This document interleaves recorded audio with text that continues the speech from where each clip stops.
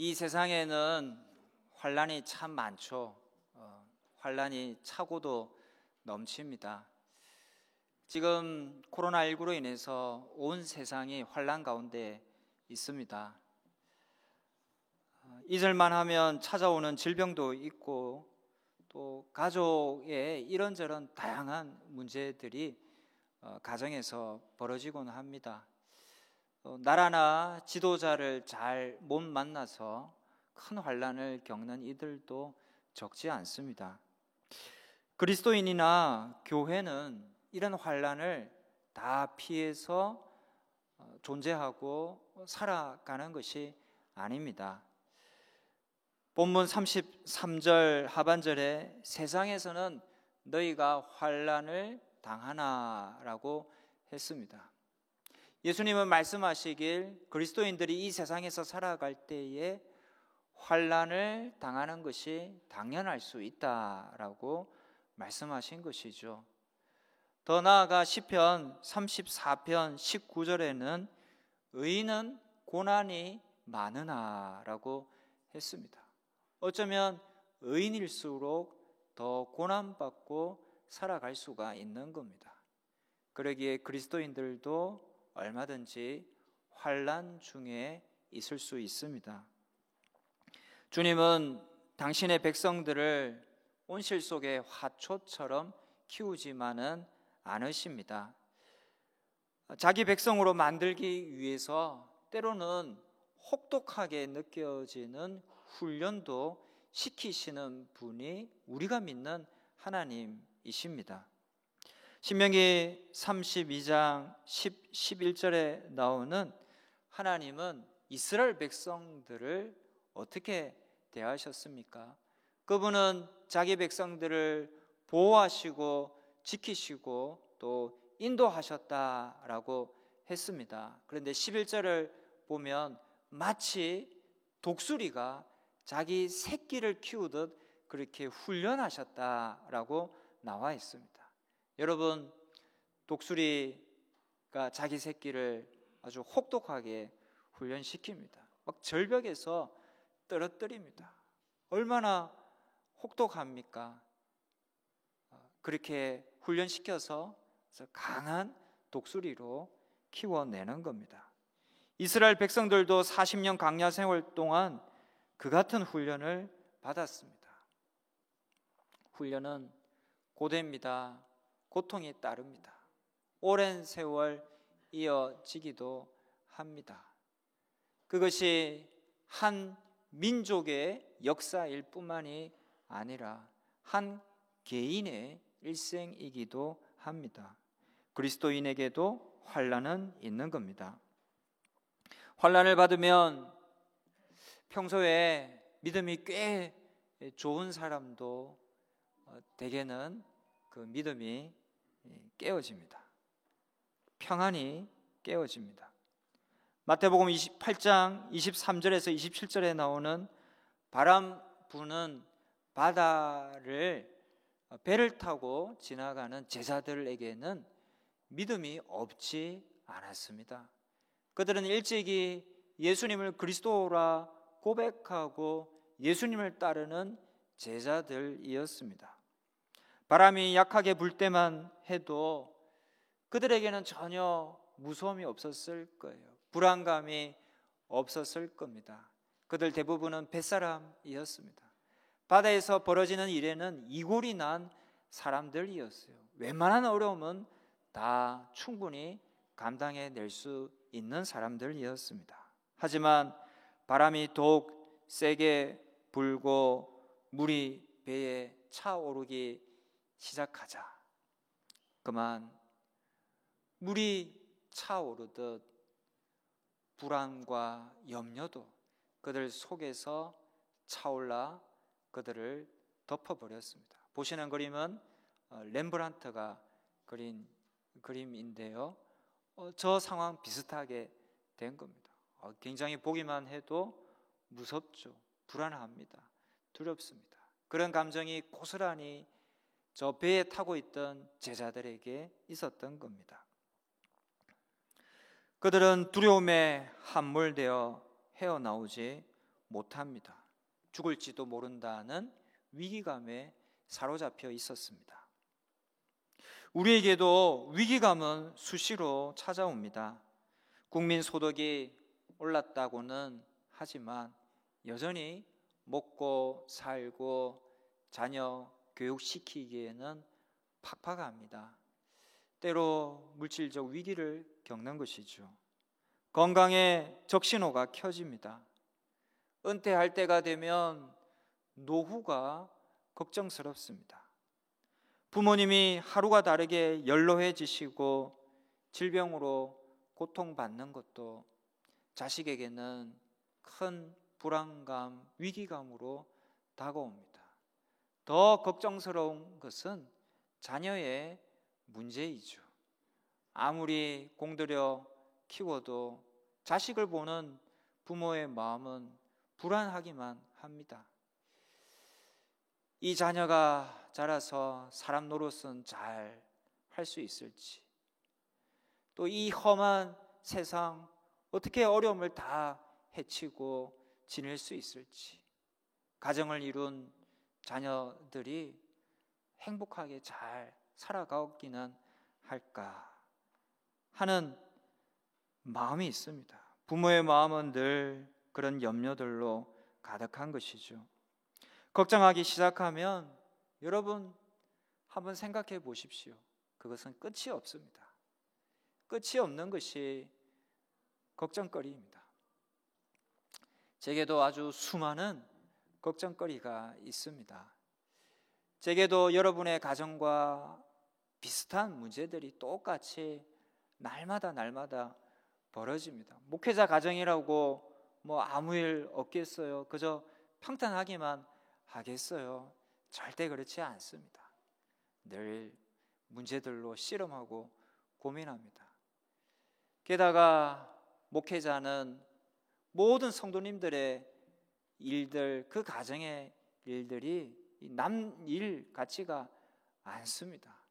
거기에 신경이 쓰이고 또 기도 제목으로 올려놓고 기도하게 됩니다. 무심할 수가 없습니다. 또 우리 교회가 큰 교회는 아니지만 그래도 이런저런 여러 일들이 벌어지고 또 교회 시설 건물들이 있습니다. 그런 것들에 별 문제가 없을지, 또 어떤 안전상의 어떤 문제는 없을지, 혹 사고가 일어날지는 않을지, 또 교회 여러 일들을 하면서 상처받는 우리 성도들이 생기지는 않을지, 한 번씩 그런 일들이 걱정거리로 확 몰려와서 감당하기 어려운 무게감으로 느껴지기도 합니다. 왜 우리는 이렇게 걱정에 휩싸이고 불안하게 되는 걸까요? 여러분, 불안, 염려는 왜 내 속에서 차오르는 걸까요? 가장 큰 신앙적인 이유는 바로 믿음이 떨어졌기 때문입니다. 바람 부는 바다를 보고 제자들이 왜 두려워하고 무서워했습니까? 예수님이 주무시다가 일어나셔서 그 이유를 말씀해 주셨죠. 마태복음 8장 26절에서 예수께서 이르시되 어찌하여 무서워하느냐 믿음이 작은 자들아 라고 꾸짖으셨습니다. 믿음이 쪼그라들면 자꾸 염려하고 두려워하는 거예요. 불안 지수가 올라가는 겁니다. 그래서 예수님은 요한복음 14장 1절에서 너희는 마음에 근심하지 말라 하나님을 믿으니 또 나를 믿으라고 말씀해 주셨어요. 왜 근심합니까? 믿음이 없기 때문입니다. 하나님을 믿지 못하고 예수님을 믿지 못하고 주님의 전능하심을 믿지 못하기 때문입니다. 그 믿음이 떨어진 틈을 근심이 파고 들어와 우리 마음속에 차오르게 되는 것이죠. 믿음 갖고 근심하지 말라는 겁니다. 믿음이 있으면 근심하지 않을 수 있다라는 겁니다. 이사야 26장 3절에는 또 이렇게 되어 있습니다. 우리 같이 읽겠습니다. 주께서 심지가 견고한 자를 평강하고 평강하도록 지키시리니 이는 그가 주를 신뢰함이니이다. 심지라는 것은 마음의 뜻이라는 겁니다. 마음의 뜻이 견고하다라는 것은 곧 주님을 향한 우리의 마음, 믿음이 견고하다라는 것입니다. 그 믿음이 견고한 자에게 주님께서 평강을 더해 주신다라는 것이죠. 견고한 믿음을 가진 자에게 염려, 근심이 물러가고 평강이 더해진다라고 주님께서 약속해 주신 겁니다. 여러분, 염려가 많으십니까? 불안 지수가 자꾸 올라갑니까? 믿음을 점검해 보아야 합니다. 본문의 말씀도 예수님이 왜 하셨을까요? 이 말씀은 요한복음 16장까지가 예수님이 하신 다락방 광화라는 것인데요, 이 끝부분입니다. 예수님이 고별 설교처럼 하신 것이 이 다락방 광화입니다. 왜 이 말씀을 하셨을까요? 제자들은 지금 이제 예수님이 곧 떠나가니까, 마지막 시간이 다가오니까 근심과 두려움에 쌓여 있었습니다. 그런 제자들에게 믿음을 주시기 위함이었습니다. 30절 끝에 제자들이 예수님 말씀을 듣고 우리가 믿사옵나이다 라고 믿음을 표했을 때에 31절에서 이제는 너희가 믿느냐라고 하며 다행스러운 뜻 말씀해 주십니다. 예수님은 지금 두려워하는 제자들, 근심이 많은 제자들에게 다름 아닌 믿음을 계속 심어 주려고 했던 겁니다. 여러분, 우리 인생에는 다 환난이 있습니다. 걱정거리 많습니다. 생각해보면 하루도 걱정 없이 보낼 수 있는 날은 없습니다. 그렇다고 여러분, 우리가 매일같이 불안감에 쌓여서 어쩔 줄 몰라 하며 불안감에 떨며 살아가야 하겠습니까? 이 소중한 세월, 그렇게 불안에 떨며 세월들을 다 보내야 하겠습니까? 그러고 싶지는 않잖아요. 우리가 결코 그렇게 살아서는 안 될 겁니다. 환난이 없으면 좋겠지만 피할 수 없는 거라면 우리는 설령 환난이 있다 하더라도 그 가운데서도 평안을 누릴 수 있어야 합니다. 환난이 없어서 평안한 것이 아니라 환난 중에서도 평안을 얻고 평안을 누리는 것이 우리 그리스도인의 삶입니다. 어떻게 그럴 수 있을까요? 주님 말씀하셨습니다. 근심하지 말고 믿어라. 이 믿음을 가질 때 가능한 거예요. 믿음이 기가 막힐 웅덩이와 수렁에서 우리를 끌어올리시고 우리의 발을 견고케 하는 반석이 됩니다. 믿음의 근거에서 우리는 평안한 거예요. 환난 중에도 평안을 얻을 수가 있는 것입니다.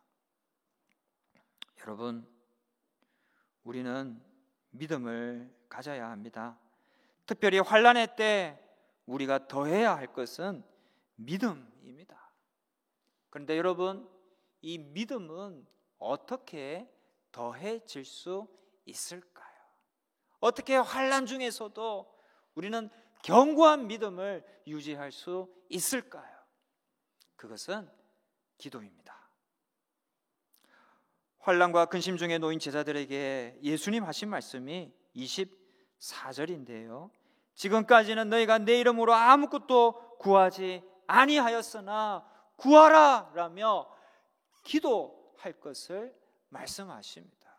본문 26절에도 그날에 너희가 내 이름으로 구할 것이요 라고 했습니다. 그날이라는 것은 성령이 임하는 날을 말합니다. 성령이 임하면 주님의 이름으로 기도하라는 거예요. 내가 너희를 위해서 기도하지 않아도 너희는 내 이름으로 얼마든지 직접 하나님께 기도할 수 있다라는 것입니다. 이 말씀도 역시 기도를 강조하신 말씀입니다. 그렇게 기도하면 믿음이 생깁니다. 기도하는 것부터가 믿음의 행위입니다. 기도할 때에 믿음을 드러내고 믿음이 생겨서 우리는 그 믿음을 근거로 해서 평안을 얻을 수가 있는 것이죠. 그래서 바울 사도도 이렇게 말합니다. 빌립보서 4장 6, 7절입니다. 아무것도 염려하지 말고 다만 모든 일에 기도와 간구로 너희 구할 것을 감사함으로 하나님께 아뢰라. 그리하면 모든 지각에 뛰어난 하나님의 평강이 그리스도 예수 안에서 너희 마음과 생각을 지키시리라. 여러분, 이 말씀은 너무나 힘이 되고 위로가 되는 말씀이 아닐 수 없습니다. 이 말씀은요, 그저 암송하는 것이 좋고요. 암송하면 막 자꾸 생각이 나거든요. 암송하는 것이 좋습니다. 우리 한번 마음을 다해서 이 구절 같이 한 번 더 읽어 보시겠습니다. 아무것도 염려하지 말고 다만 모든 일에 기도와 간구로 너희 구할 것을 감사함으로 하나님께 아뢰라. 그리하면 모든 지각에 뛰어난 하나님의 평강이 그리스도 예수 안에서 너희 마음과 생각을 지키시리라. 아멘. 빌467입니다. 너무나 귀한 말씀입니다. 아무것도 염려하지 말고, 지금 염려할 사항이 많은 거예요. 환난 중에 있는 거예요. 그런데 염려하지 말라는 겁니다. 어떻게 그럴 수 있어요? 모든 일에 기도함으로, 그저 감사함으로 모든 것을 기도로 하나님께 아뢰므로 그럴 수가 있는 겁니다. 염려하지 않을 수 있는 겁니다. 그때 주님 주신 약속이 뭡니까? 모든 지각에 뛰어난 하나님의 평강. 모든 지각에 뛰어났다라는 것은 세상에 줄 수 없는, 우리가 잘 이해할 수 없는 이라는 뜻입니다. 그런 놀라운 평강이 우리에게 임한다라는 것이죠. 여러분, 믿음을 얻고 평안을 얻기 위해서 우리가 해야 할 최고의 것, 그것은 바로 기도임이 분명합니다. 기도할 때 믿음 얻습니다. 기도할 때 평강함을 유지할 수 있는 거예요. 물론 이 말씀은 기도만 하면 된다라는 뜻은 아닙니다. 실력 있는 일꾼이 되려는 사람이 공부는 안 하고 경험은 하나도 쌓지 않고 오직 기도만 하면 되겠습니까? 자기가 할 준비는 누구보다도 최선을 다해 다 해야죠. 그러나 그러고도 내 힘으로 일이 이루어진다라고 생각하는 것이 아니라 오직 기도로 하나님의 도우심을 구해야 되는 겁니다. 농부가 열심히 밭 갈고 씨 뿌리고 물 주고 잡초 제거합니다. 그런다고 열매 열리는 것이 아니죠. 하늘에서 비가 떨어지고 햇빛이 비추어져야 합니다. 농부는 기도로 하나님의 은혜를 구해야 되는 것입니다.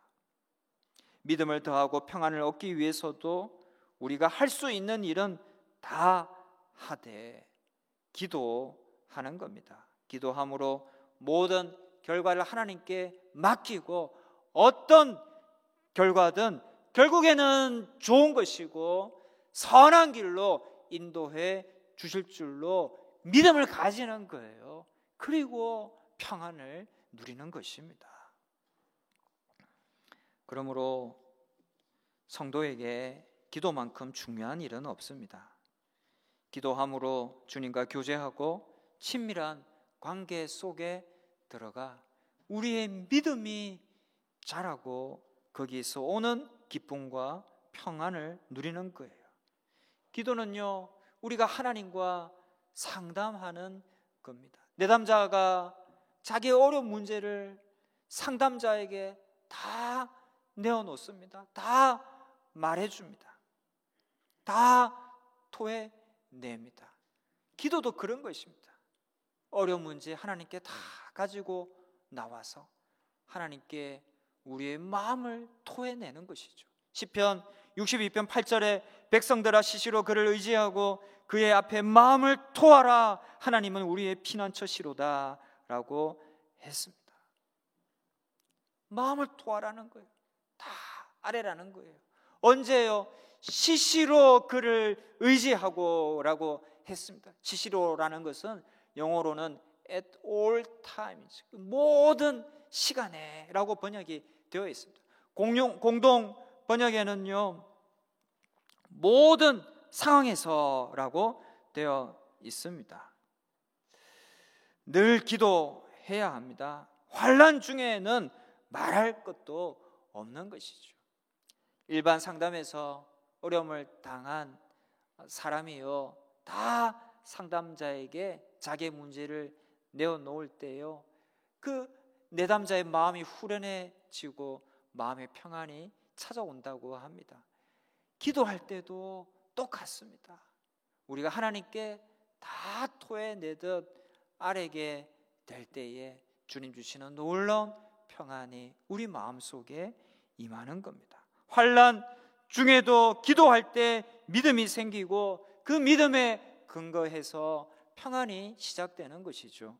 미국 펜실베니아 주에 가면 포지 계곡이라는 데가 있습니다.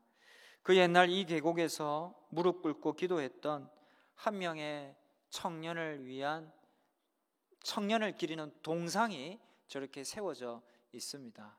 저 동상의 주인공은요, 미국의 초대 대통령인 조지 워싱턴입니다. 1775년 12월 추운 겨울날 영국군과 미국군 사이에 전투가 벌어졌습니다. 바로 미국의 독립전쟁이었죠. 치열한 전투가 벌어졌지만 점점 미국이 열세에 놓였습니다. 전황이 미국의 패배로 끝나기 직전이었어요. 모든 미국군은 지치고 기진맥진해 있었습니다. 이젠 전멸이고 끝이라는 그런 상황에서 당시 미국군 사령관이었던 조지 워싱턴은 그 눈으로 덮인 들판에 무릎 꿇고 앉아서 간절히 기도하기 시작했습니다.